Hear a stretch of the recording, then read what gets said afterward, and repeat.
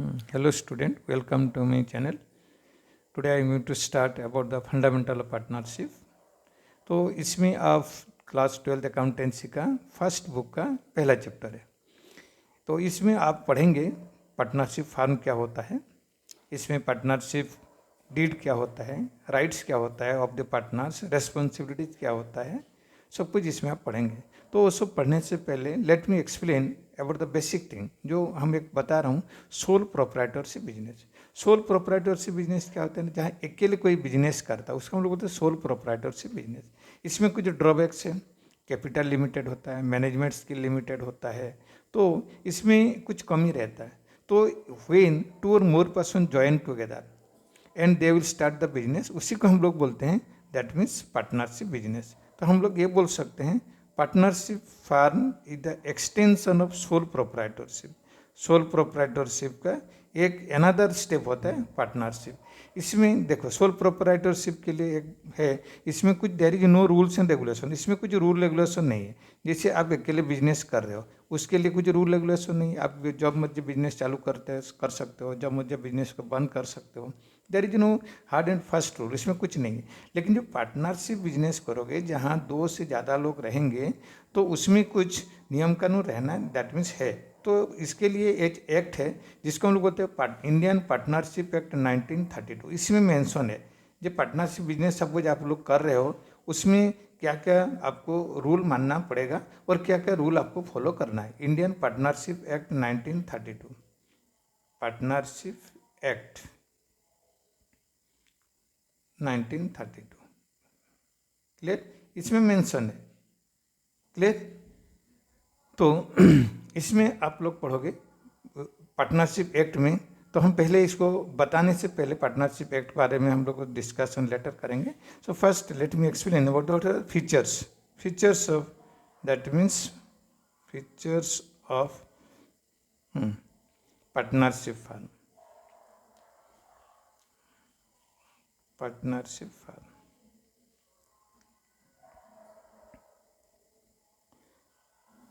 first point means association of two or more persons, association of two or more persons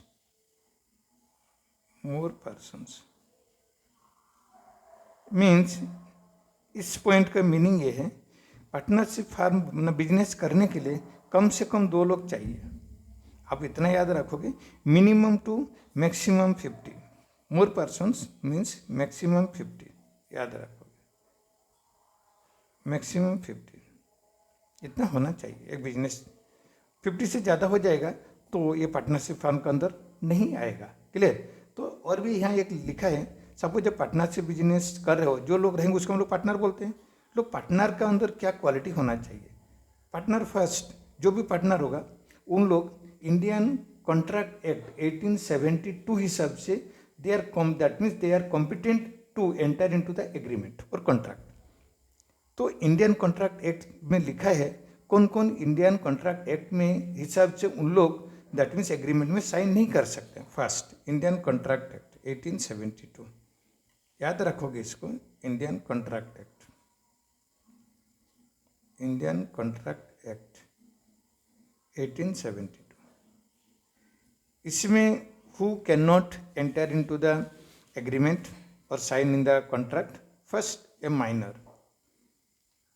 minor can not enter into the agreement और in that means contract. Second that means unsound mind, unsound आप समझ रहे हैं, unsound जिसका mind sound नहीं है, ठीक नहीं है, unsound mind clear. Third one disqualified by law, suppose किसी भी लॉ से disqualified by law, disqualified by law, तो इतने लोग आप क्या है ना इंडियन कॉन्ट्रैक्ट एक्ट में इन लोग साइन नहीं कर सकते, उसमें कुछ नियम कानून है, इस लोग इनको छोड़कर सब लोग दैट मीन्स साइन कर सकते। इसका मतलब इन लोग पार्टनर भी नहीं बन सकते। यहाँ लिखा है इंडियन पार्टनरशिप एक्ट में लिखा है जो लोग इंडियन कॉन्ट्रैक्ट एक्ट में साइन कर सकते हैं उन लोग पार्टनर बनेंगे, इसका मतलब इन लोग पार्टनर नहीं बन सकते। लेकिन माइनर कैन बी पार्टनर, आप ऑलरेडी 11 क्लास में पढ़ चुके, उसका रूल अलग है। देखो agreement, agreement. Agreement means business suppose हम लोग चालू कर रहे हैं, what will the time duration, business का टाइम ड्यूरेशन कैसे होना चाहिए. क्लियर. ये दैट मीन्स सपोज हम लोग 5 साल के लिए करेंगे ना, अनलिमिटेड पीरियड के लिए करेंगे. क्लियर. ये सब लिखा होना चाहिए. उसको हम लोग बोलेंगे एग्रीमेंट. आपस में टर्म्स एंड कंडीशन रहना चाहिए. That is known as agreement of the partner. Third one, जो भी बिजनेस करेंगे एक लॉफुल बिजनेस होना चाहिए. लॉफुल ये नहीं है उन लोग दैट मीन्स मिल गए, 2-4 लोग मिल गए और they can start any type of business which is against the law, rules of the country, law of the country. ये नहीं.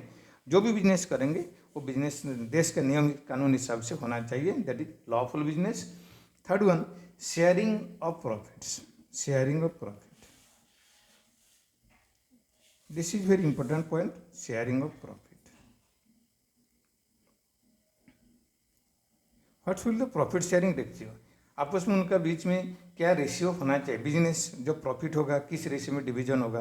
देखो, कोई ज़्यादा कैपिटल इन्वेस्ट कर सकता है, कोई कम कैपिटल इन्वेस्ट कर सकता है. क्लियर. तो इसीलिए फ्यूचर में आपस में एक दैट मीन्स डिस्प्यूट नहीं होना चाहिए. तो ये डिस्प्यूट को हटाने के लिए, ये डिस्प्यूट को सॉल्व करने के लिए इसीलिए एग्रीमेंट रहना चाहिए.